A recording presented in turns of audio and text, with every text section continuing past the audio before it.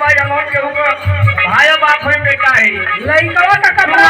करा लो थोड़ा बना लड़ जा वो एक से 100 रुपया रहा ई ना कह सकत हो कि हो के को पापा है हां अमौन के पापा है भाई बुधिराम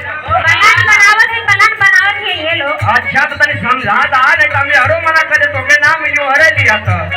नहीं भैया लोग स्वागत करा हां सा बगिया में खिले लासुमाना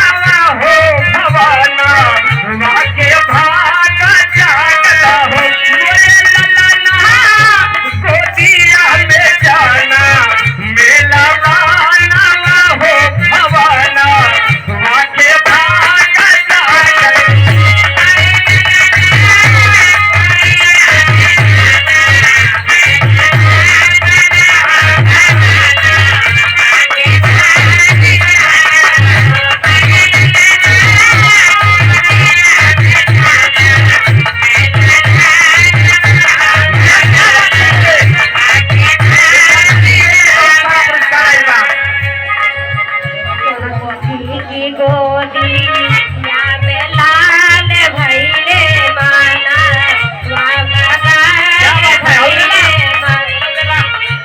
माता जी की ओर से हल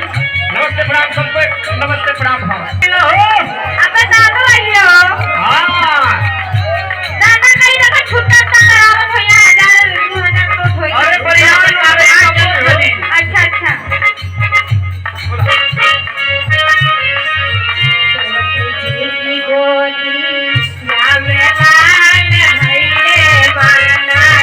मामादान भइले माना मामादान भइले मोरे ललना चांदी हाथ बाटे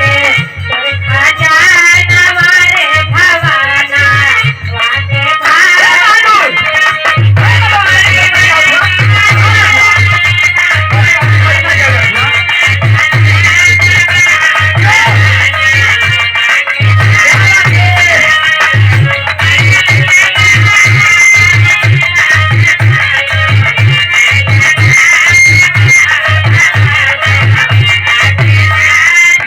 लइकवा लेके बढ़वा गई है कार में अरे तो ये पैदा होता 3.5 किलो का रहना काय तो छोटा जल्दी यो गरीब आई के हमारी के अरे हमने खिला तो प्रभु करबे कैसे ही बहू अपने गोदिया में खिलाइला कहो के पियो ना का हो रो अरे